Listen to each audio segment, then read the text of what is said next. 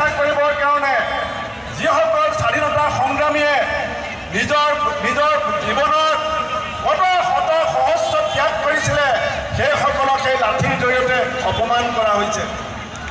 এনেকুৱা ৰাজনীতি অসমৰ মানুহে কেতিয়াও প্ৰশ্ৰয় নিদিয়ে।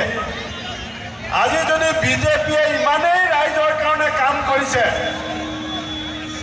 যদি বিজেপিয়ে মানুহক ইমান সহায় কৰিছে, বিজেপিয়ে শিলগুটি আৰু লাঠি লৈ ইলেকশ্যন কিয় খেলিব লাগে? শিলগুটি লাঠি লৈ ইলেকশ্যন কিয় খেলিব লাগে? মই হিমন্ত বিশ্ব শৰ্মা ডাঙৰীয়াক এই চামগুৰি মাটিৰ পৰা কৈছোঁ, কংগ্ৰেছে আপোনাক ভয় নকৰে। কংগ্ৰেছে আপোনাৰ লাঠি